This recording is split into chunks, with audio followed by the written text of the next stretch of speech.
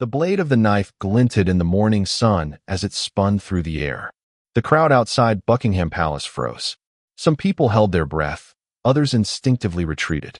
The cameras that had been filming the changing of the guard a second ago were now capturing a moment that could have been fatal. But he didn't move. Sergeant Jack Stanton stood as he had before, straight, unmoving, his face stern, his eyes forward. For 6 years of service, he was used to provocations, tourists trying to make him laugh, bloggers asking stupid questions. But this was no joke. The attacker in the black coat threw the knife with a professional movement, calculating every centimeter. Another half a second, and the blade would reach its target. Screams, panic, chaos in the crowd. But something happened that no one expected. 30 seconds before the attack, Sergeant Jack Stanton stood motionless, as befits a royal guardsman. His eyes did not blink, his muscles remained tense but controlled. His task was simple, to guard the royal residence and not to react to anything. It seemed to be an ordinary morning at Buckingham Palace. Tourists were crowding at the gates, taking pictures, filming videos, watching the changing of the guard. But not for Jack. He had long ago learned to see beyond the visible. His professional eyesight, trained over years of service, picked out every potential threat in the crowd. A father holding his child on his shoulders? Safe. A pensioner with a dog? Safe. A group of schoolchildren laughing and trying to make the guardsmen move? Fools, but safe. But a man in a dark coat is a danger. 25 seconds before the attack, he was not taking pictures. He didn't laugh. He didn't talk. He was just looking. His face was partially covered by a raised collar. His eyes were cold, calculating. He did not enjoy the beauty of the architecture, did not follow the tourists. He was watching the military. Jack had seen people like this before. In Afghanistan. In Syria. People who study before they act. 20 seconds before the attack, the man moved. His movements were too smooth, too precise to be accidental. He didn't push, didn't attract too much attention. But he was gradually closing the distance. Jack tensed his fingers. He had no right to react. He had no right to move, to speak, even to show that he had noticed something. But his body was getting ready. 15 seconds to the attack. The crowd did not notice anything. A little girl was feeding pigeons. Her parents were arguing about which photo to post on Instagram. A group of bloggers were discussing what to write in the video description. And Jack saw only the man's hand. It was in his pocket for too long. 10 seconds before the attack. Suddenly, something changed. Instantly, without any warning, the man jerked sharply to the side, as if he was about to fall. A distraction? And then Jack saw the glint of metal. 5 seconds before the attack. The man pulled out something black and narrow. A knife. Someone screamed. The crowd hadn't yet realized what was happening. But Jack already knew. This man was not just carrying a knife for self-defense. It was a combat blade, long, curved, perfectly balanced for a throw. The man brought his hand back. He threw. The metal blade escaped his fingers and flew straight at Jack. Only half a second before the impact. And then Jack collapsed. The attacker did not take into account one thing. The knife was flying in the air. Sunlight reflected off the blade as it spun, slicing through the space between the attacker and Sergeant Stanton. Some in the crowd froze in shock. Others screamed. Tourists who had been laughing and filming a second ago were now standing there, unable to believe what was happening. But for Jack, everything was moving slowly. Years of training. Years of preparation. He saw the blade spinning in the air, one revolution, another. He knew that it was a special balanced weapon, a dagger designed for throwing. An ordinary person would not even have time to react. But he was no ordinary person. 3 turns. Reflexes kicked in even before his consciousness gave the command. His hand jerked upward. The white glove contrasted with the dark metal as his fingers clenched the hilt in midair. He caught the knife. And that changed everything. The crowd erupted in cheers. "Oh my God, did you see that?" Someone shouted. He caught it. Holy shit, he caught the knife in flight. People could not believe their eyes. A woman covered her mouth with her hands. The man who was filming with his phone was shaking with adrenaline. Even the children realized that something impossible had happened. The attacker could not believe it either. He had calculated everything. The distance, the angle, the speed. But no one had prepared him for this. He froze. 1 second. 2.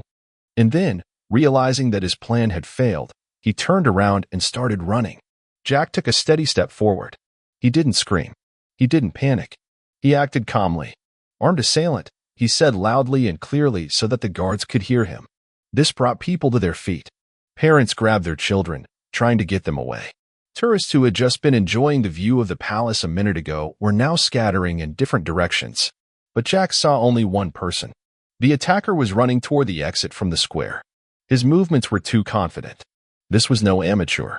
He did not panic, did not act chaotically. He knew where to run, how to avoid obstacles. He had a plan of retreat. But Jack also had a plan. "Stop," came the security officer's radio. They were already blocking the exit at the gate. But the attacker did not stop.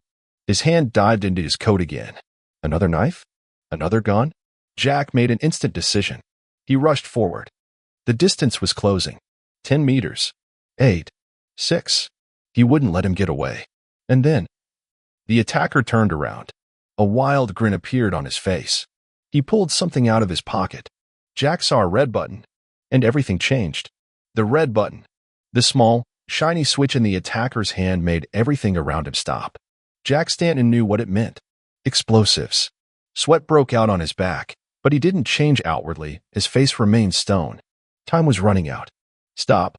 Don't move," one of the guards shouted, pointing his gun at the attacker. But he just smiled. "You think you've won?" His voice sounded even, confident. He was ready to push. Jack could see it. The attacker's eyes were not darting, not panicking. He was sure of his death. This was not an attempt to escape. It was the last step of the plan. The explosion could take dozens of lives. The crowd did not fully understand what was happening. People were running away, but no one knew what was going to happen the next second. The guards didn't shoot either. If he had already pressed the button, even instant death would not stop the explosion. He had to act. Jack instantly calculated his options. If it was a radio remote, he could jam the signal. If it's a wired remote, he had to neutralize it before it activated. If it's an explosive vest. He didn't have time to think. 1 second. The decision was made. Jack lunged forward. The attacker hadn't expected an attack.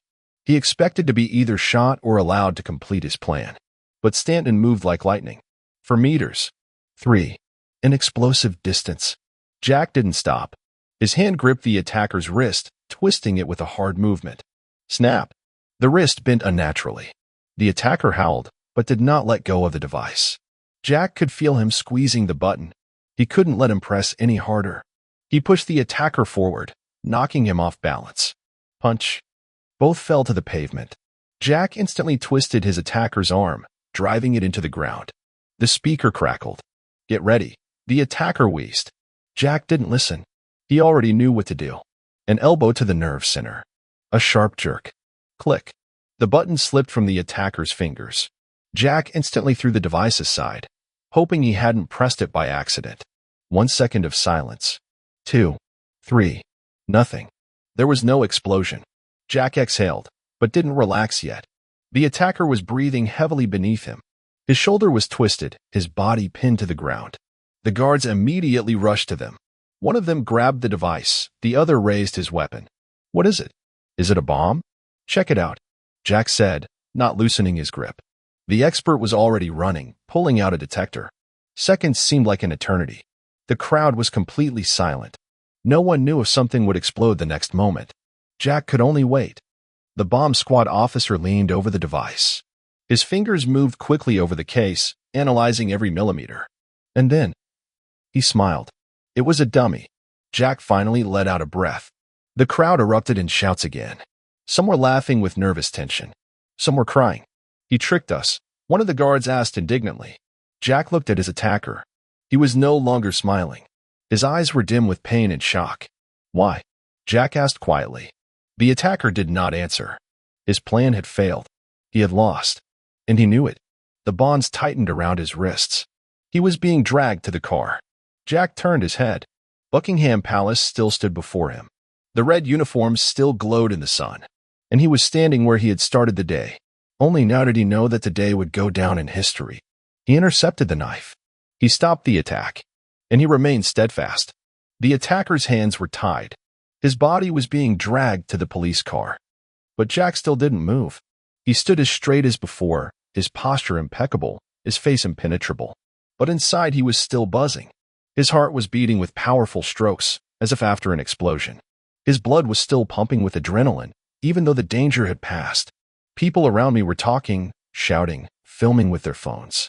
He saved us. He caught the knife. This is the coolest thing I've ever seen in my life. Who is he anyway? He's just a royal guard. This last one made Jack's jaw clench slightly. Just a guardsman. They didn't know. They didn't know that before he became a guardsman, he had seen war. He heard the whistle of bullets in the narrow streets of the Middle East. He pulled his wounded comrades out of the line of fire.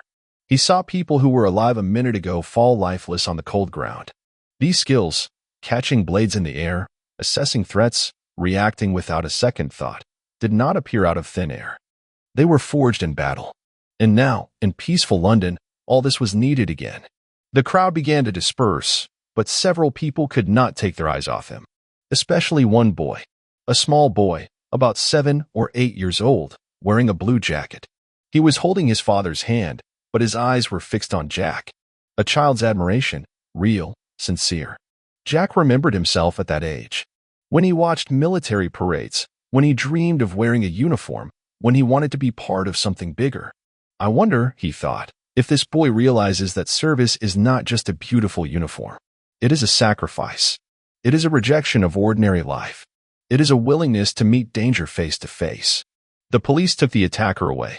The security service dispersed.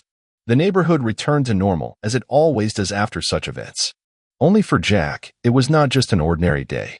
He already knew that the video of his actions would be spread all over the world. That tomorrow there would be headlines in the newspapers. Guardian catches knife with his bare hands. Incredible reaction, how the royal guard saved dozens of lives, but he did not care. Because tomorrow he would be standing here again. Again in a red uniform. Again unwavering. Ready for anything. Because this is his service. Because this is his duty. When everyone thinks it's just a picture for tourists, he knows. Every day is a potential battle. Every second is a test. And he is ready. Always. The next morning, Buckingham Palace was filled with tourists again. They were taking pictures, laughing, posing in front of the guards. Jack Stanton was standing in the same place, in the same pose. Nothing seemed to have changed. But there was something new in the crowd. People looked at the guardsmen differently. They no longer saw them as mere statues. They knew, behind this real estate is a real fighter. A real defender. And if someone tries to attack again, he will be ready.